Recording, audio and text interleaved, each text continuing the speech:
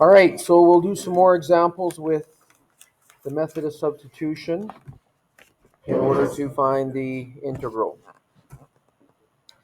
So we start with that statement, dy by dx equals dy by du times du by dx. That's a true statement because if you cancel the du's on the right, you'll be left with dy by dx. So that is a valid expression. And then remember, we got dy by du by itself by dividing both sides by du by dx. And that's the expression that we deal with when we're using the method of substitution.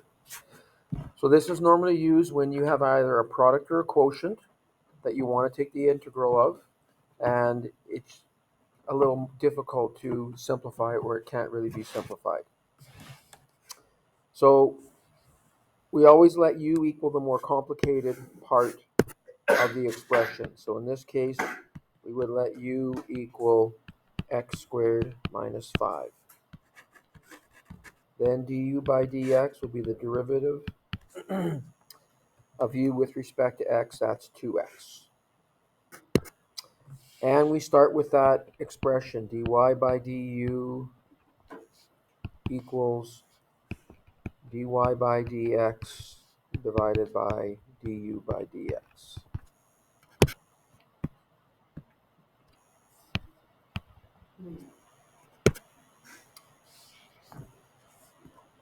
So dy by dx, or dy by du I should say, equals dy by dx, which means we take the derivative, which in this case is always what you start with, but we replace cx squared minus 5 with the u. So it'll be 2x times u to the 8th, and that's divided by du by dx, which is also 2x. So the 2x's cancel, and dy by du would equal u to the 8th. So y then would be found by taking the antiderivative. It would be 1 over 9 u to the 9th plus c. And now we'll sub in what u is, and we'll get 1 over 9 times x squared minus 5 to the 9th plus c. Right, we're not finding the value of the integral. We're writing the general antiderivative, so you remember you need that plus c on the end. The indefinite integral. Right, so for question 2, we would let u equal the x squared plus 1, then du by dx would equal 2x. We start with our expression, dy by du. The derivative of x squared would be 2x. Derivative. Oh, the derivative of the inside. You're letting u equal x squared plus 1. Yeah. And so the derivative of u would be 2x. Oh. The derivative of x squared plus 1. Okay.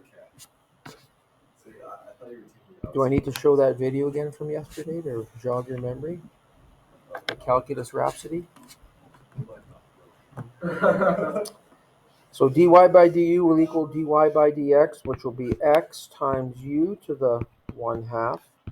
And that's divided by du by dx, which is 2x. So the x's cancel, and dy by du will equal 1/2 u to the 1/2.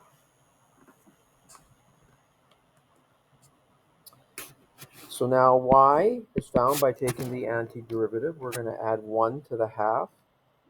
So we'll add 2 halves, which will give us 3 halves. And we'll also divide by that, which is the same as multiplying by the reciprocal.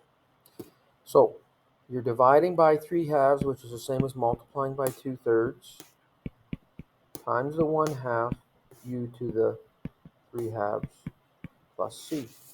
So the 2's will cancel, and you'll have 1 over 3 u to the 3 halves plus c. And now we'll sub in the u value. U equals x squared plus 1.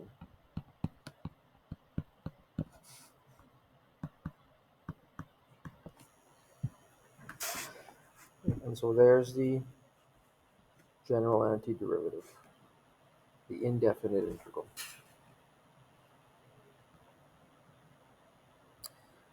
And remember, you can always check these by going back and taking the derivative. You can always check by going back and taking the derivative. So dy by dx, the 3/2 would come in front. That's multiplied by the 1/3. And the power on x squared plus 1 goes down by 1, so we subtract 2/2, which will give us 1/2. And then the 3's cancel, and dy by dx would equal 1 over 2, x squared plus 1 to the power 1/2.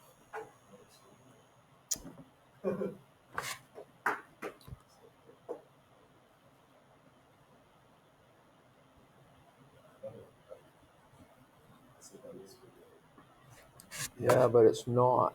No. Oh yeah, this was just the extra.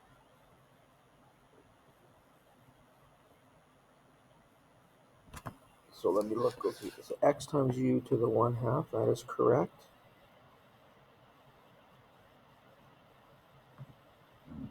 One-third x squared. Oh, I forgot to multiply by the derivative of what's inside, sorry. When you differentiate, you're using the chain rule there, so you also have to multiply by the derivative of what's inside, which will be 2x. And 1/2 of 2 is 1, so you're just left with the x. Forgot to use the chain rule, which involves multiplying by the derivative of what's inside. Okay, so it does check. Number 3. Again, this method of substitution is used if you have a product or a quotient that can't be simplified, and you let u equal the more complicated part of the expression, which in this case would be x squared plus 4. Then du by dx will equal 2x. And then we start with that expression, dy by du equals dy by dx, which will be x over u squared, divided by du by dx, which is 2x.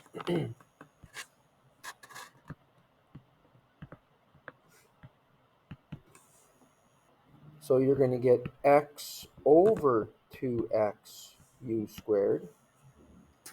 The x's will cancel, and we're left with 1 over 2 u squared, or 1/2 u to the negative 2.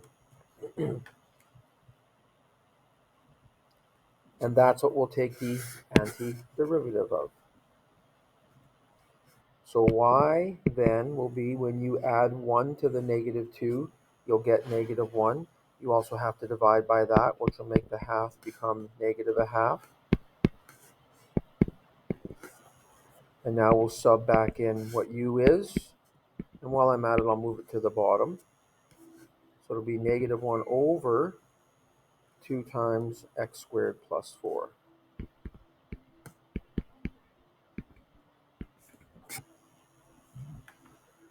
plus c.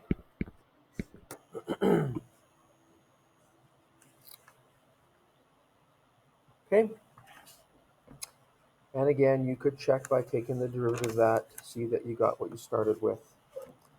Remember to use the chain rule. For question 4, we'll let u equal 1 minus x cubed. Then du by dx will equal negative 3x squared.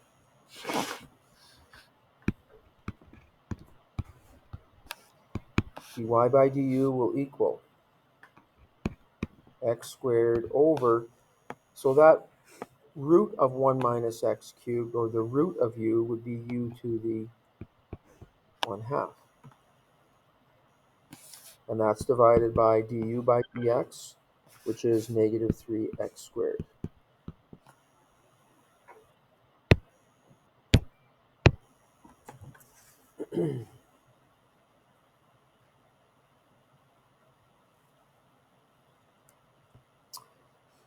So dy by du, if we simplify this, would be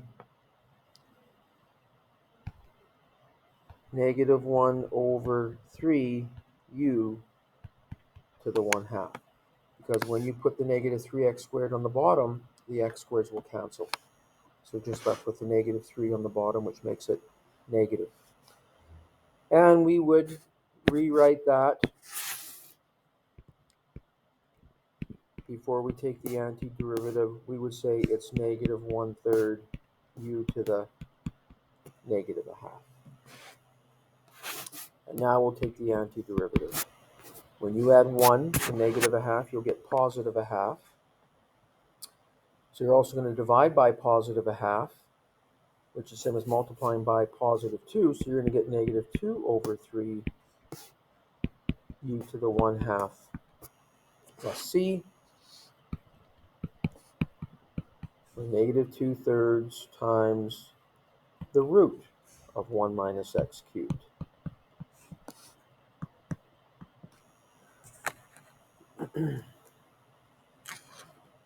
You could also write that 1 minus x cubed to the power 1/2. It doesn't matter.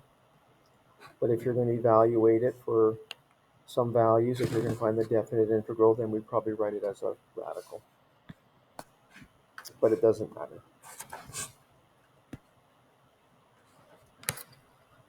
So if you want to take the indefinite integral of sine 4x dx, remember we've got that rule that the indefinite integral of sine ax dx is negative 1 over a cos ax. In this case, the value of a is 4, right? It's the coefficient of x. So it would be negative 1 over 4 cos 4x plus c.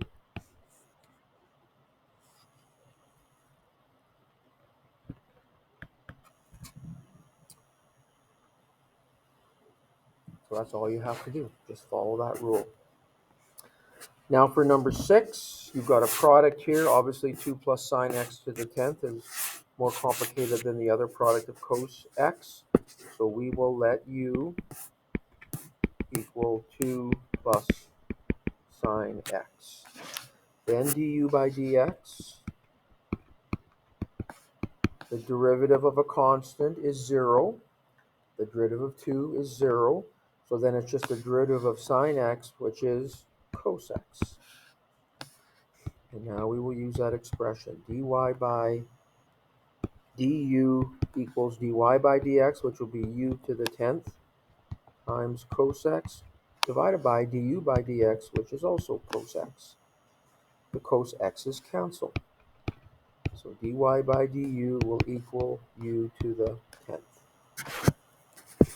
And then y is found again by adding 1 to the exponent to give you 11, and you also divide by that value. So you'll get 1 over 11 u to the 11th plus c.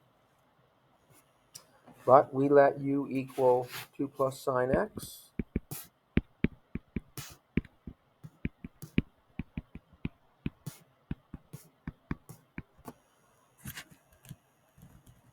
So there it is.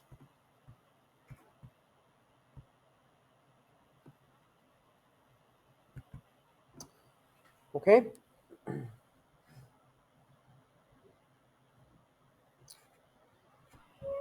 So we've seen that we can use definite integrals to find the area between the curve and the x-axis, or the area between two curves. We want to determine the area between that expression and the x-axis between 1 and 3.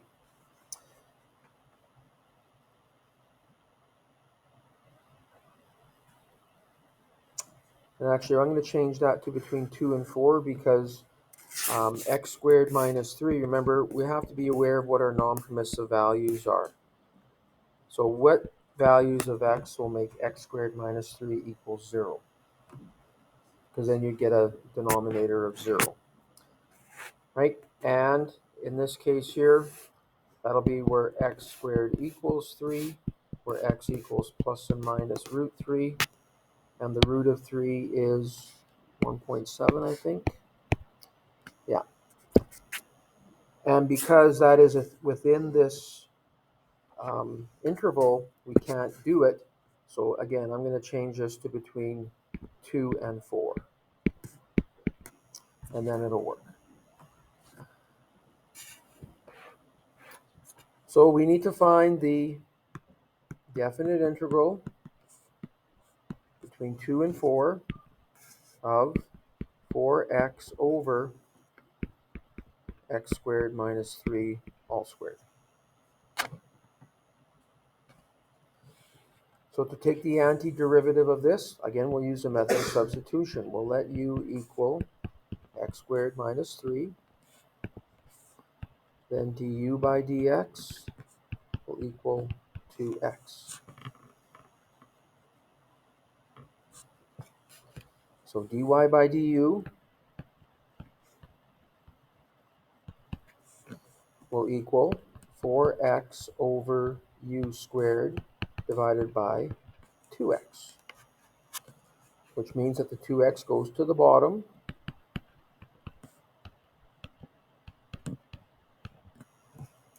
Not only will the x's cancel, but also 4 divided by 2 is 2.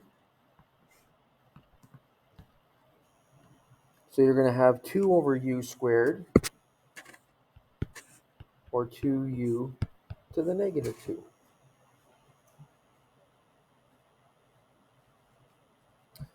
That's dy by du.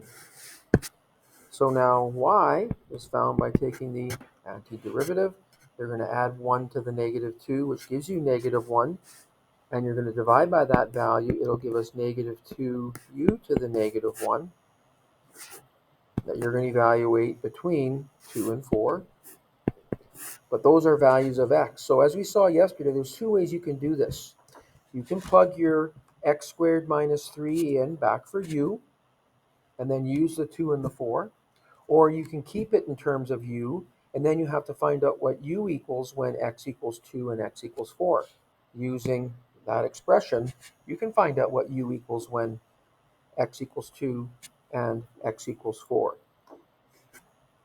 So u at 2 would be 2 squared, which is 4, take away 3, or 1. U at 4 will be 4 squared, which is 16, take away 3, which is 13. So if we keep the definite or the indefinite integral in terms of u, this makes our new interval. So we'll find the definite integral, I should say not, we've already got that part done. So we will let u equal 13 first. So it'll be negative 2 over 13 minus negative 2 over 2. Because that negative 2u to the negative 1 is negative 2 over u. So it'll be negative, we'll get a common denominator here of 26. So it'll be negative 4 over 26 plus, you're going to multiply top and bottom by, pardon me?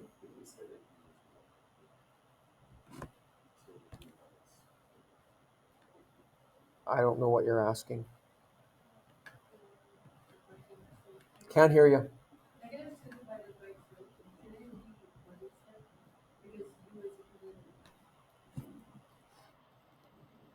Yeah, thank you. So that should be negative 2 over 1. Right? Okay, thank you. So now we don't need to find a common denominator of 26. Our common denominator will be 13. So negative 2 over 13 plus 26 over 13, which will give us 24 over 13.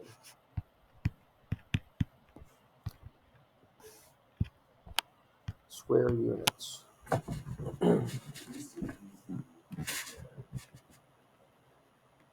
I don't understand what you're asking. Yeah, 'cause we never used U as a Well, the U stands for square units. That's what it stands for. Yeah. So you could write units and then write squared. But we're talking about area, right? So Yeah.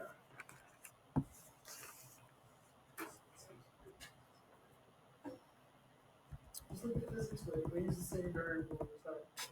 We would get the 7 physics. okay, the end. So I will hand out your review right now. Your test is on Monday. Wait, Monday or Tuesday?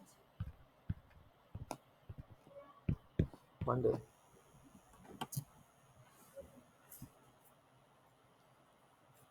I will hand out your review. Your test is Monday, and then I'll also post it on Google Classroom for students that were away today so they can print it off. Okay? And also remember, June 9th, 2 weeks away now.